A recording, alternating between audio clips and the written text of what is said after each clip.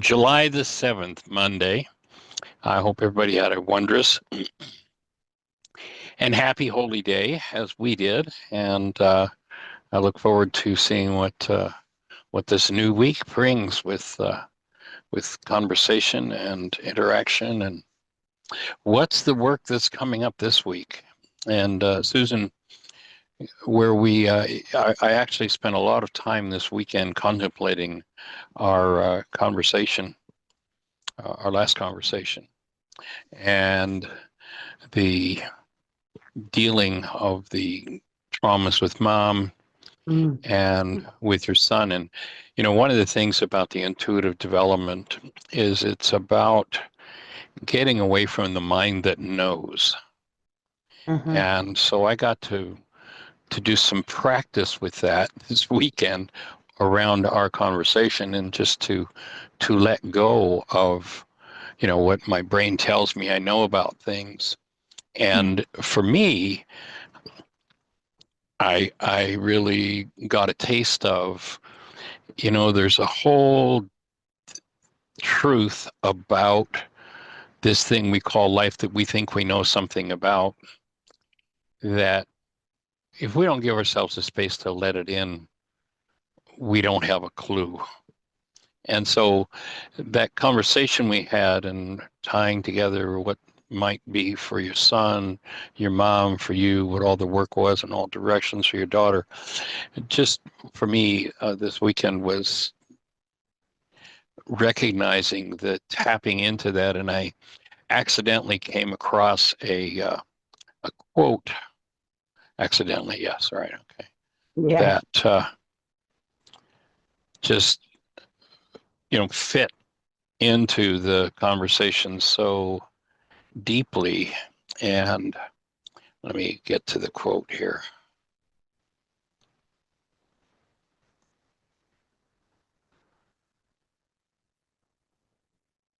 Where did it go? It's by a physicist named Paul Dirac.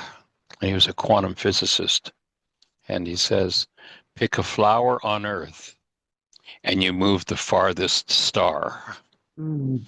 And that was, when I came across that, it was just like that was like the bow that tied our conversation. And I That's just gorgeous. personally did a lot of processing, nothing that I could specifically point a finger to, except allowing in information that doesn't fit with beliefs and seeing what they feed. And so, and that was a pretty significant part of my weekend, actually. So thank you Wow. for that conversation. Thank you. It's you're doing so much. I was, it's like that little bird I wrote to you about. You get this little thing and suddenly, boom, your whole brain explodes. It sounds as if that's what yours did. It did. It was just like a new inlet for information that came along with that conversation. And it was just, I guess, the part of the process was trying to understand it, but not so much. It was just kind of like letting it be there and receiving it and letting it just do what it did inside of me. So I don't even know how to describe it, but it was Right. interesting. Wow. I'd love to know more, but you say it's hard to describe it, so you're trying. I'm all ears. Yeah, I think if I had to put it into words, the bottom line of it was there's so much more going on that we don't have a clue about. Oh, totally. And I'm willing, for me personally, in my own personal process and in this work, just willing to let it in and be shown and be taught. I love how Dr. Tim says it so often. It's like, approach something like you know nothing, and then Yeah. maybe you can learn something. So Right. it was just, I guess it was kind of a reinforcement of that. Has it affected any issue you've had or any way that you find you're living or feeling day to day? Uh, the only, I guess, if I were to try to put into words, it would be just the willingness to let it in in different ways. I mean, that's really the whole practice of the quantum, or pardon me, the intuitive development intensive, is the practice of letting something in past your mind and not having to be, the way my mind wants to form it, the way my mind thinks about it, and just letting it inform me differently than my mind wants to tell me a story based on, the brain cells I already have. And, and then as I'm talking about it and just thinking, so, if we have this, if in fact we live in a 20 trillion bit world, how much has it got to teach us if we weren't stuck in our story? I guess that would be one way of saying it. Dr. Tim quoted Mozart as having said, this is along the lines of what you just said, that he never wrote what he knew was possible or in his heart. Think of it, because what he wrote was so gorgeous, often just out of sight gorgeous, and spanning all the categories: classical, romantic, baroque. He could use music to express so much, and yet he was saying the music of the universe is so much more, and the octave that he works in, the octave scale that we create all our music out of, is just minuscule compared to the music of the universe. That's pretty much what you're saying, Right. in a different way. Same thing. Exactly. Yeah. What don't we have the faculties for? And Yeah. do we have the potential to bring those faculties into expression and understand what otherwise we would never understand? And the ultimate is that everything is going to be all right, that love will protect and keep us. And so if we feel frightened about something, just allow it to let go of its borders of what we think it is and let it dissolve into the huge possibilities of the universe. And know that everything is going to be taken care of and be right. Every good thing, love, comfortable, resolved, shared, community, nothing lost. I'm not doing well with the words either, but that's okay because there aren't really any. But that's great that you made use of my stuff, whatever it was. Would It you was very useful. It well, that's good, was Michael. was powerful. It's your fault.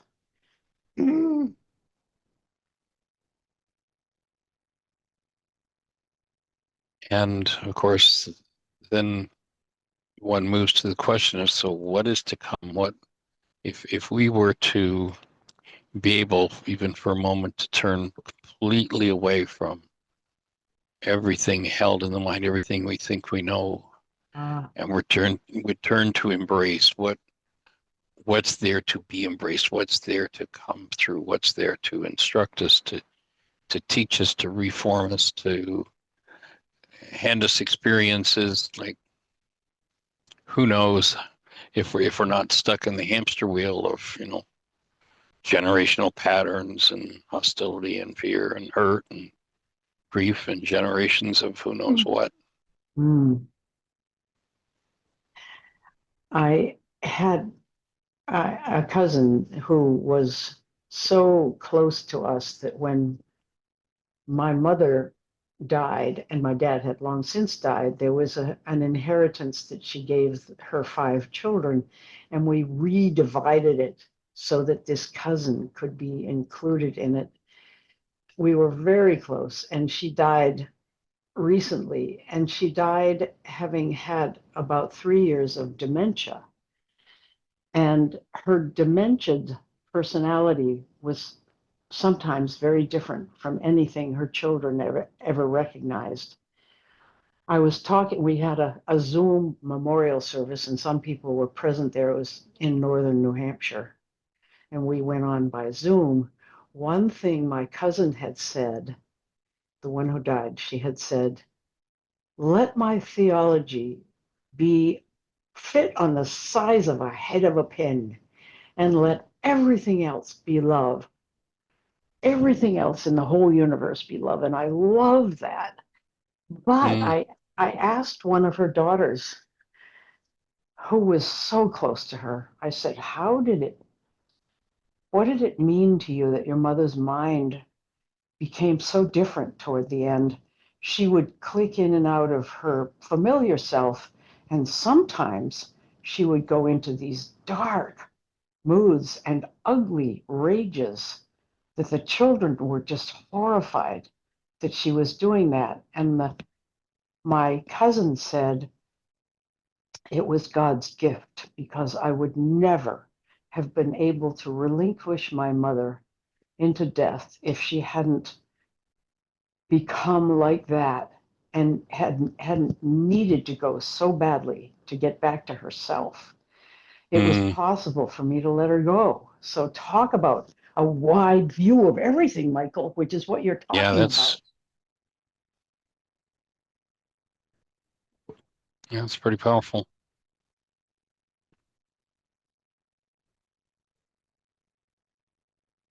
That it brings to mind the quote from Carl Jung. It says, one of the biggest challenges for a child is the unlived life of their parent. What Oh what yeah. needs to be worked through, Mm-hmm. and if we can enlarge the opening big enough to just let that flow of present love move Mm. through and flush and wash and clean everything. Yeah, that's a wonderful idea.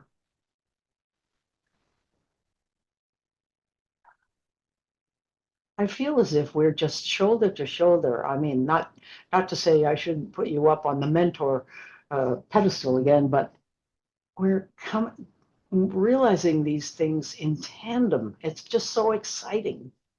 Exactly. Yeah. Well, remember when Yeshua said, when two or more gathered, we connect. There's a bigger process for sure than any one of us can engage in. Mm, So joining you in that and bringing the energy of it, whatever it is, into reach so that we can have some comprehension of it, so that we can share it, extend it, and make it available, because the world is mm. certainly in enough of trauma right now that the need is pretty deep. It is. So I'm so interested in Cami. Cami, you said that you are no longer addicted. I don't know what you were addicted to, and I don't know how long it lasted or how you came out of it and what happened in between. But addiction is a huge part of my family system as well. And I just lost a nephew at age 61, I think, alcoholic, smoker, drug Hmm. user who died of throat cancer, but I think his throat probably reacted to his smoking or something anyway. And my cousin, my niece, his sister, went to this funeral for my cousin who died, and she didn't tell anyone about the death of her brother, which was 2 days ago. She didn't, or 3 days. She didn't want to muddy the waters of that beautiful memorial service that had been so long in the making. So she went to that memorial service carrying this recent death of her brother inside her, and now she's allowing the family to know, and she's telling us. But Mm, addiction, and when you talked about the fact that you were the one to catch some free fall kids by the sound, and you were well enough to do it, holy mackerel. Sometime I'd love to see that, hear that story. Maybe it's not appropriate on the radio show, but maybe it is. But Um, I mean, I don't know that there's really a lot to tell. I,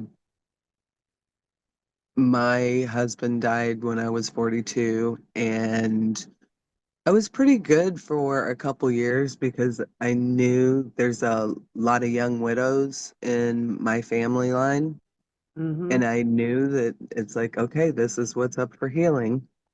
But after a couple years, I just didn't feel like I could handle it. And I started drinking like crazy.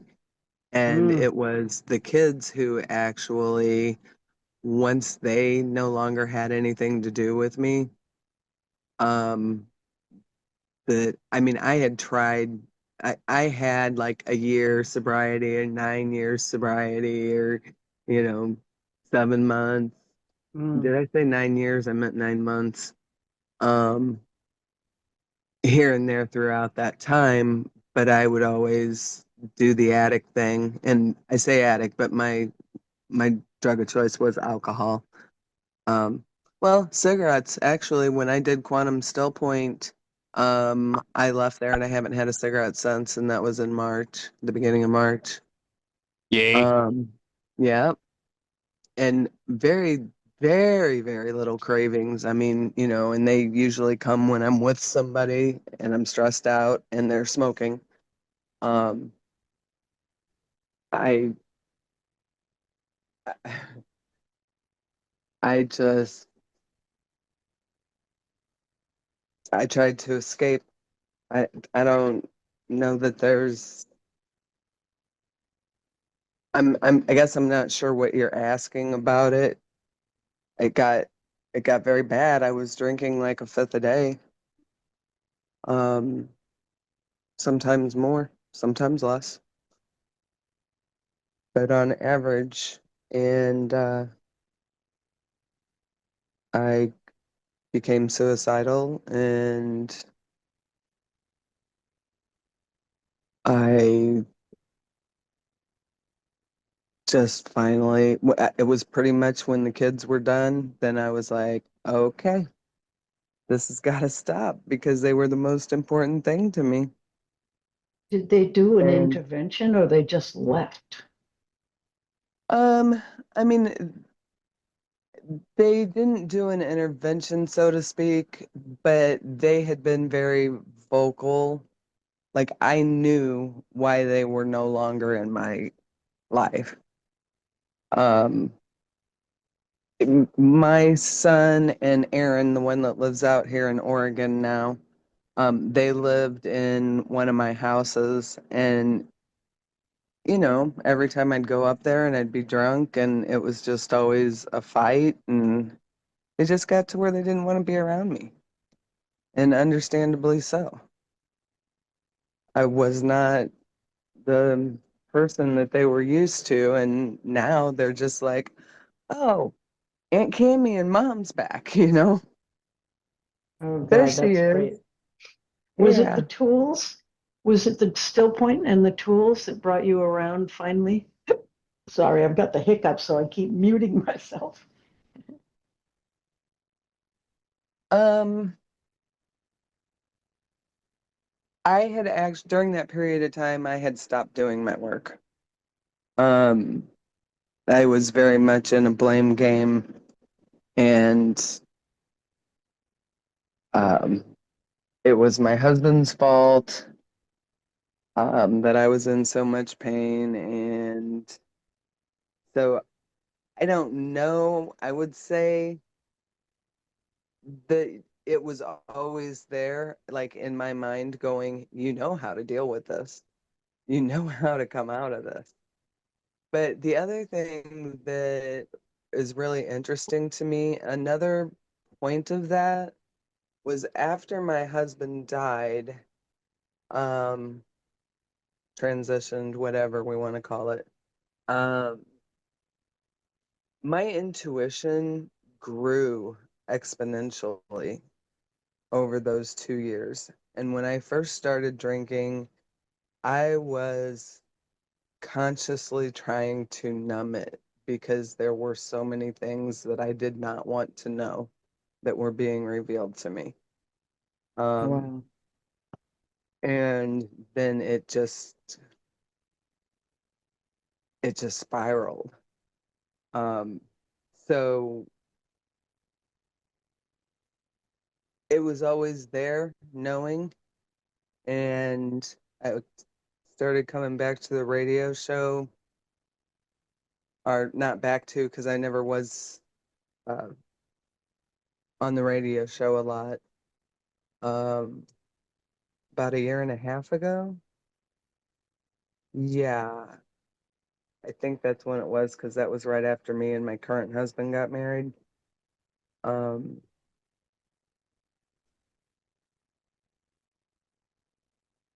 and then after I did the quantum still point, I'm fully into doing the work again. And there's a lot of pain from all of that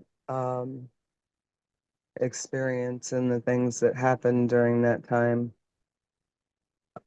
that I'm having to face. But like the big thing was that I was just beating the holy crap out of myself because I knew better. I had tools. Why did I do this? And that's been like the coolest thing that's happened so far is that I'm not doing that any well, not the coolest. The coolest thing is with the kids, but I think the fact that I stopped beating on myself and I healed a lot of that is what opened the space besides just sobriety. Um, for them to, because my energy was so much that I wasn't worthy and that I deserved everything that was going on. Um, does that make sense? Totally makes That sense. Thanks for telling. cleaning out that energy opened that space for the kids to be able to go, oh, and give me a chance again. Yeah, how nice. Are they all okay from alcoholism and stuff? Because in my family, it ripples down through, zigzags down through. And I have two grandsons who are addicts. One of them is sober now for 3 years, and the other one's in bad trouble. So, Of course they were affected. I think, from what I'm understanding from Robin and Mike's kids, is they were much more affected than Alex was, because they drank so much and fought so much for their entire life, where mine became bad in Alex's mid-teens. No, yeah, it became really bad in his mid-teens, and he's a special guy, and he was raised with a lot of the tools, because he was 3 or 4 the first time I went to an intensive. And so he grew up with it. Now, though, when I start talking about it, he's like, oh, there she goes with that hippy dippy stuff again. But he's just joking, you know. right, right. But he's not grasping onto it at this point. Um, it, I have no doubt that it has affected him, but I think that because he got his needs met while he was in the very young years in a big way has made him much more resilient than the other kids because they didn't get a lot of their needs met. I didn't know what was going on over there, or I would have intervened. I just learned more and more all the time from them. The more time I spend with them, the stuff that went on in their house. This was when they were young Yeah. in their Mm. family home. Okay, got it. Yeah. Next door to us.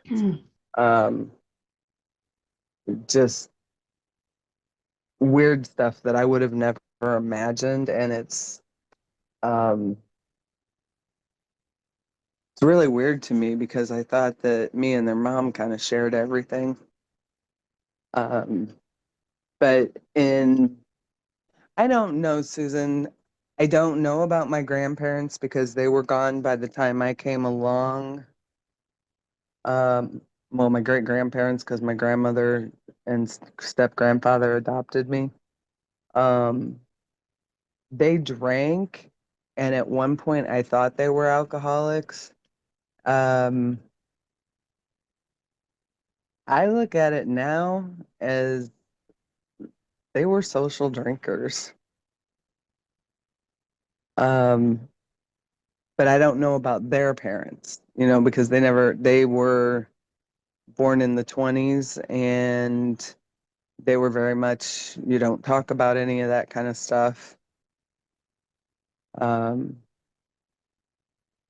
but I was the one that really, I mean, I can say that like they did take me to bars and stuff when I was a kid, which probably wasn't a healthy place, you know. But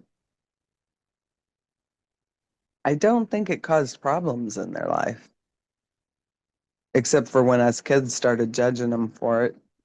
And the universe is so funny that put me to a place where, or I did, whatever, to a place where I have no room to judge anybody.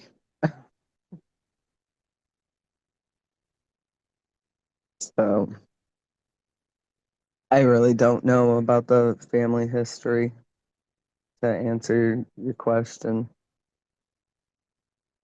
There was a lot of, I can't even say there was a lot of drinking. There was drinking. I did have an uncle that was definitely an alcoholic.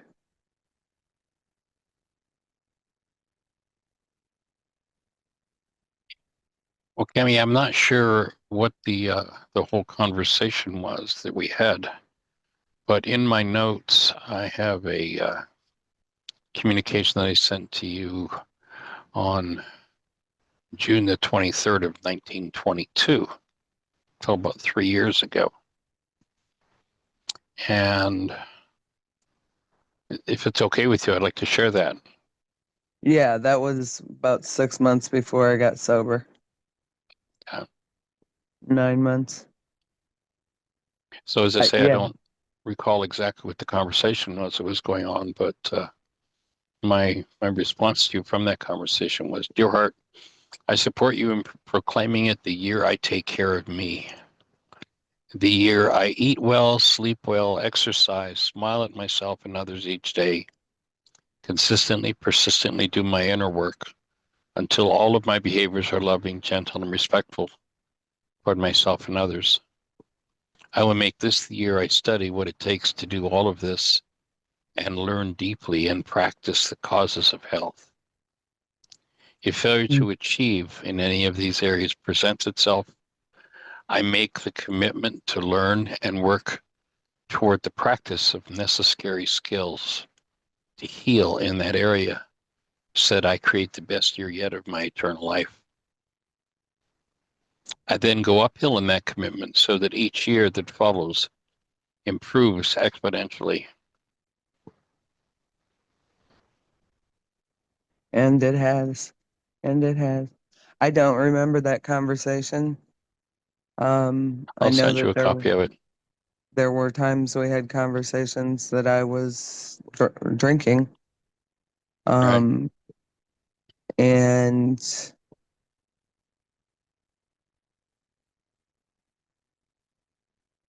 my life has gotten better year after year since then. Cool. Um, And part of that note was the commitment. Here's a complete vision for achievement, and I offer to join you in it, my commitment. I promise to trust myself enough to tell myself the truth, to be true to me and always engage in fair behavior with myself and others.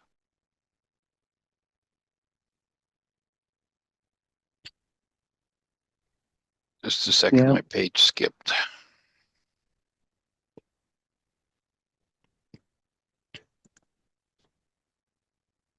I read Oh, that to myself just about every day now.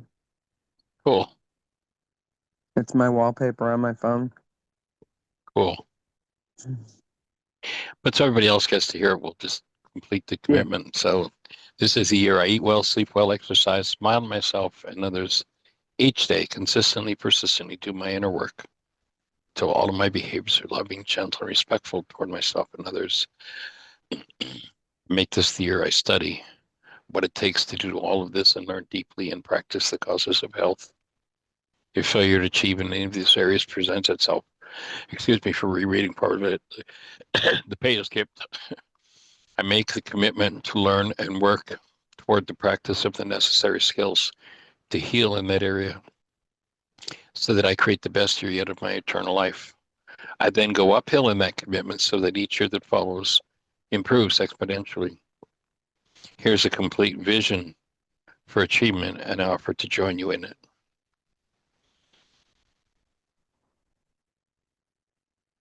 I My like it connection even. to love. Say again?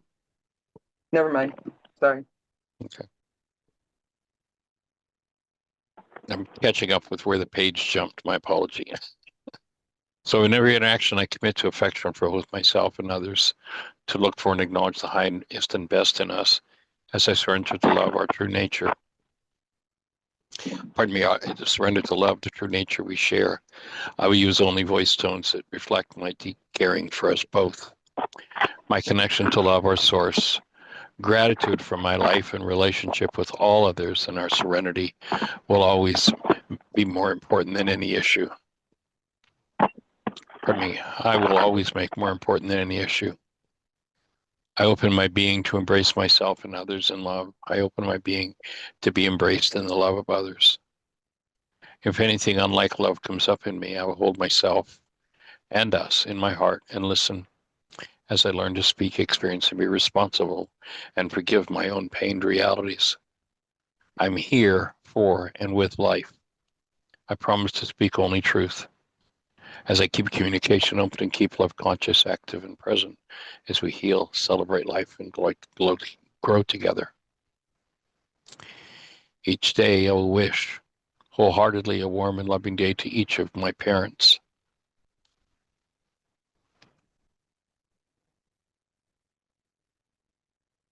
And then there's a link to a couple of videos.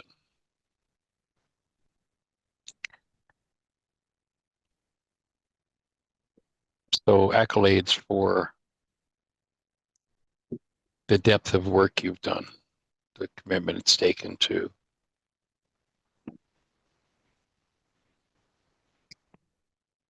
deal with everything that went down in your life. It's pretty Yeah, powerful. it's quite a story, but I'm Honored not to my be part of story. it. You know what I mean? I'm not my story. I know Yeah, you you know, got it. because you're the one that taught me that. And uh, I'm just glad, so grateful that I've been blessed with this work and sobriety. And I wanted to ask you, that commitment sounds like it's another revision, or was that what it was back in 2023? No, that was 2023. Okay. And it's been Yes, revised since then, right? yes, I believe so. Yeah. Okay. Thank you for sharing that. And yeah, if you would send it to me, that would be cool. Delighted.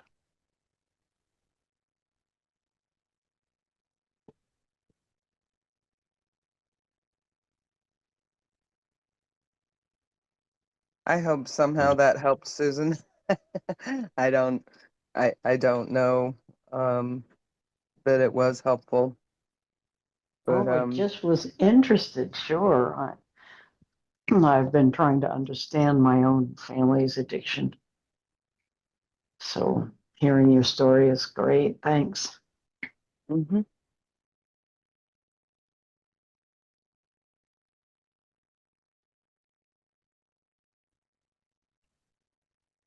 Has there been any action taken with your grandson at this point, Susan? No, my daughter has blocked him again, and now she's on a 10-day silent retreat. So she's off limits anyway and protected in a way. I did a wake up sheet pretending I was her but it really didn't yield what I would have hoped. I mean, she's very angry and she's very upset.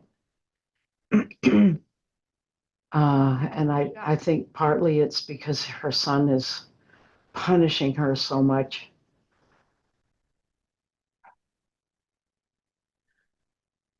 One thing the tools has done for me is just allowed me to observe what's going on. And Dr. Tim said he was reading Christian Sundberg's A Walk in the Physical again today, and he said intention is fundamental, which means it is a basic, huge, meaningful, important choice, but it's more than that, I think. But our intention is everything. And I do know my intention toward my daughter was not to undermine her in any way by accidentally sending that film about exorcism to the supply priest at her cathedral instead of to her present number. I just would not do that. And so she's accusing me of trying to keep her, somehow trying to hurt her, which she associates with my not letting her grow up. She said she has used the words like enmeshment and infantilizing. And I did probably make many mistakes in rearing Who of her. us didn't? What? Who of us did not? Oh yeah. She knows, I'm sure she knows on some level I did my best. And she has often said, you know, I know how your mother was with you, and you were not that with me. You always loved me. I know that. But in a way, you did too much loving, quote unquote loving. You used me as your friend, as a confidant. You were sometimes smothered me with your affection. I once told her I kissed my dolls so much that the color went off their faces. And she said, you did that to me, Mom. You kissed me so much the color might have come out of my face. And I thought, wow, I suffocated her. Great. I did. I'm sure I did. If she felt that way, that's how she felt about it. So it's a truth. It's her truth. But what I'm doing now is just saying, well, there it is. The tools have helped me step away from just about everything. The universe feels as if it's expanding.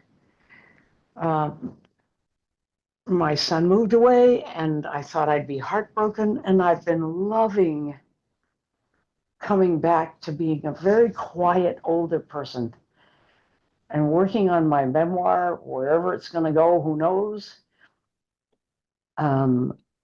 Treasuring the people I know in my parish and loving the good work they're doing with refugees and the community.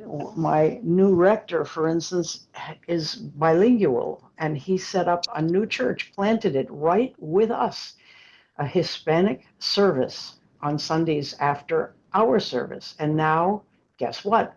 We're combining them. We are getting to know all of the neighbors because it's a big Hispanic neighborhood near that church. Right. And they're coming into my church. My church, it's our church. And they have so much to teach us. Their love of music and dance and having fun, their willingness to help out, energetic. It's a culture that is just so rich. And for us, you know, tired old white folks, we need this. It's the best thing. So I'm refocusing on them, whereas I've been so focused on Jonathan and his family. It's been the best time. So anyway, I don't know where I'm going with that, except to thank you for the tools, because the tools all through my journal, in 2017, Michael Ryce and Tim Hayes say this, and they say that, and they say the other, and I'm doing this and I'm doing that. I don't think I'm going to print all this stuff. It's my journal, but right now it's all mixed up together. A lot of fun. Sweet. with what you're sharing about the new level of connectedness with the Hispanic family, there's a film out there you might find really interesting. It's another true story. Kevin Costner plays a football coach Oh, who's always getting himself in trouble, and he loses job after job after job, and so he gets demoted to.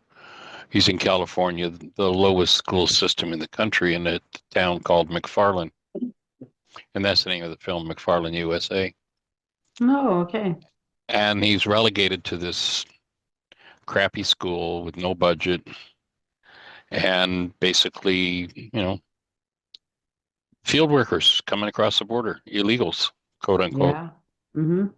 and starts out with some level of disdain for them, but ends up really watching how, especially the kids, work and how capable they are, and he literally transforms in the way of becoming an advocate for creating a program and a space for transformation for these kids who work their hearts out. And it goes through at the end of the film, each of these kids and what really inspired him. He was a football coach, and he watched these kids who would get up in the morning and go into the fields to work with their parents, and then they'd have to run across the fields to get to school in time. And he watched these kids run, and it's like, these are world class. These are championship runners. There's no running program in our school. And the principal's like, oh, we don't have a budget for that. Forget it. But he doesn't forget it. And the upshot is at the end of the film, they go through, I don't know how many different profiles of these kids, and, who were migrants who came illegally to Mexico or to California. And this one's a university professor today, and this one's a high school football coach, and this one's, it's just, powerful. I love it. Powerful Yeah. when we can treat each other like neighbors, Yeah. especially in the context of some of the insanity going on today. I know we are so rich because of all those people. Yes. We definitely enrich each other when we realize we're neighbors, and that we pick a flower here in Earth and it changes the farthest star. That when we can bring our human lives into our human forms, we bring a force into the world that does so much more than we could ever imagine. As our last film, I Can Only Imagine, presented.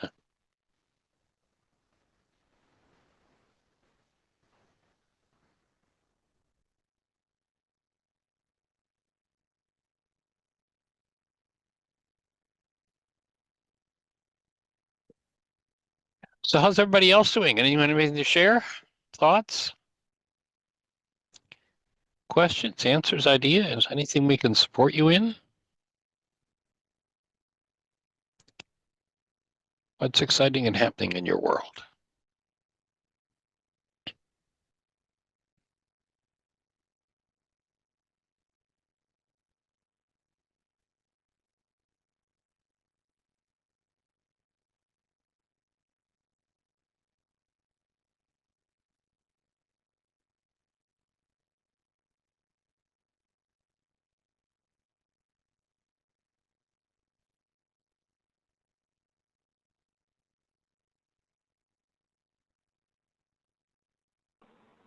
So Linda, you're unmuted. Go ahead. Oh, thank you very much.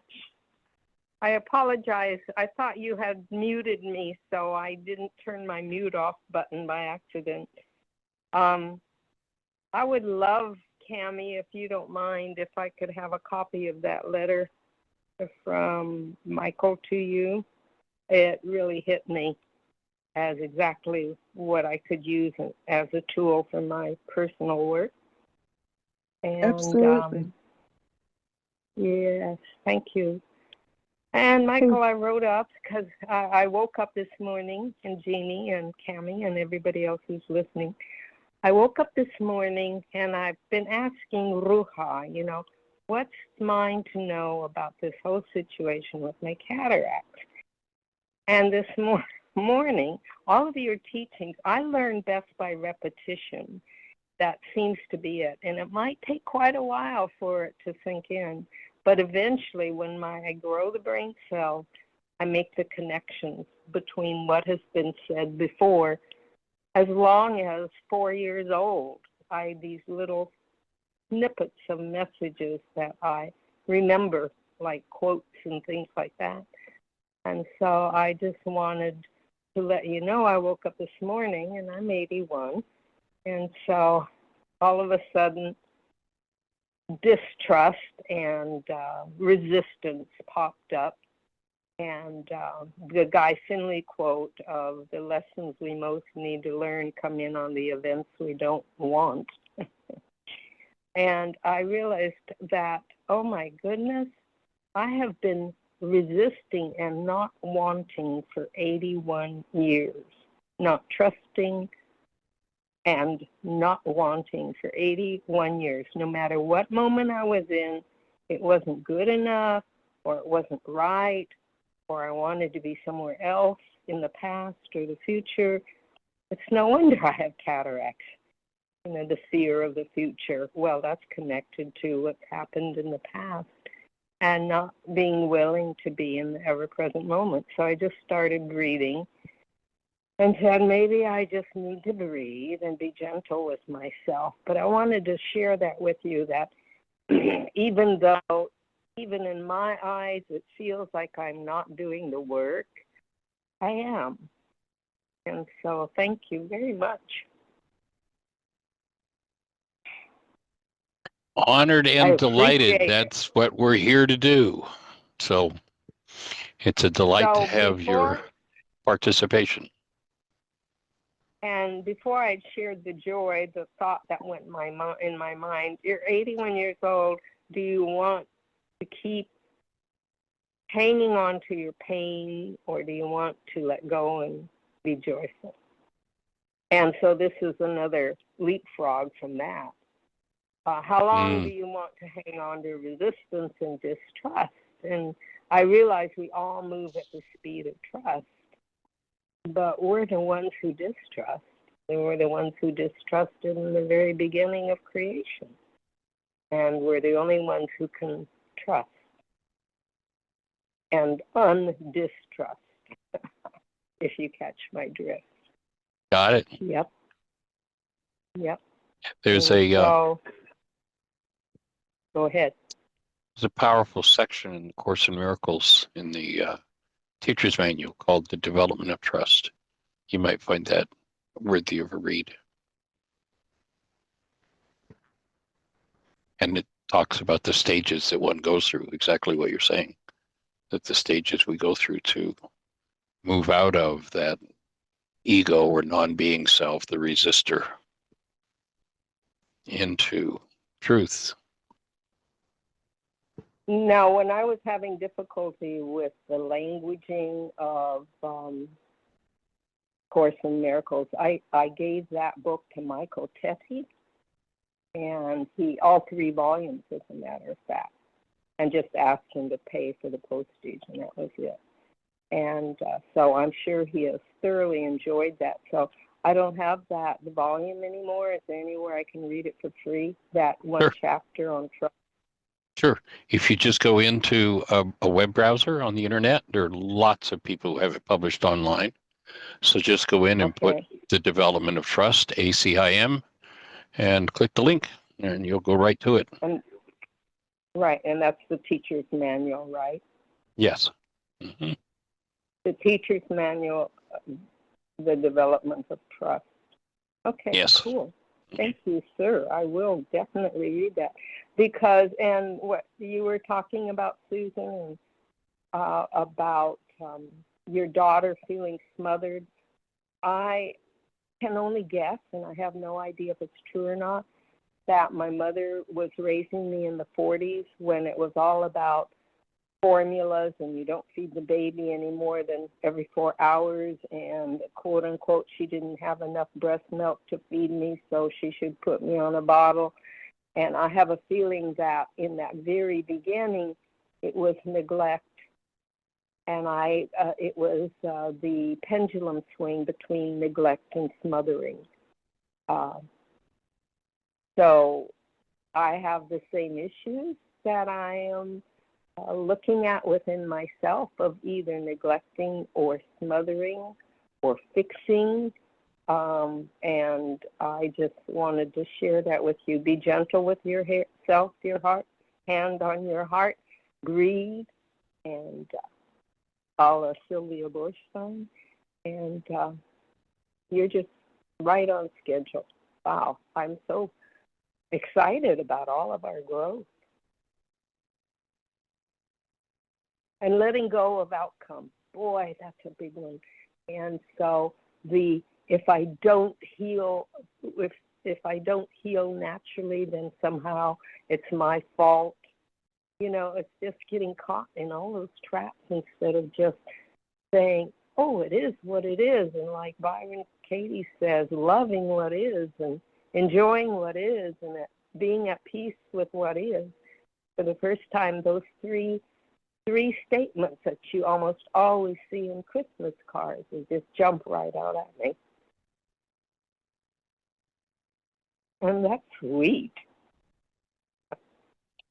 And it might be worth doing a few worksheets around your mom, because it sounds like in your mom having you and raising you, that this is very possibly a power person dynamic that you're processing through. Because it sounds like yes. mom didn't, trust herself, so listened to all the experts and was left in conflict that was then passed on to you. And so that my might be a good father place went to off. do some. Yeah. Oh yeah, I've made a delineation. I don't know about my grandparents, but I know my father went marching off to war and joined the Navy so he could save the poor innocent victims in Germany. And bless his heart, I mean, he felt he was doing exactly the right thing. And she felt abandoned, just like I felt abandoned. And so I'm making all those connections, and I'm saying this is deep forgiveness work. It's multi-generational. And so, and it goes on and on. And my father had 4 children, just like his parents, 1 girl and 3 sons. And it's just uncanny almost, this intergenerational line that comes down to us and continues down through us. And each one of us have the privilege to do a certain amount of that work and to do as much as we possibly can commit and have intention to do. And I think that intention, it feels for me like that intention is the heart. And it's like our head was supposed to support our heart, our deepest part of ourselves. And from what I understand from psychological research is the intellectual brain will not let anything in that is not sensory. It comes through the subconscious first, our connection. And then the Christ walk for me begins. And I had it all backwards. And now I'm in the heart, and I see how the triune bodysuit works. Because it's all about being connected, and I'm doing my best to align myself, structurally put myself in balance and alignment and order with the divine Christ mind and the heart mind of Ruka and the body mind, this body, that suit I'm in at the moment. And identifying with my essence. I mean, it goes on and on, Michael, right? You just keep uncovering It is a process. more and more layers of ourselves, more and more layers of ourselves a week. But I've rattled on enough. I just wanted to share with you where I'm at in the moment. I'm being pulled into the present now. Awesome.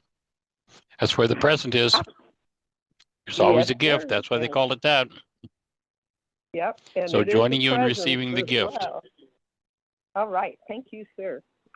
All right, blessings. And Jeannie and Tammy and everybody, Susan and me. All right. You have a blessed one. Everybody, thank you for Thank joining you, us. sir. Joining you in creating the best year yet of your eternal life.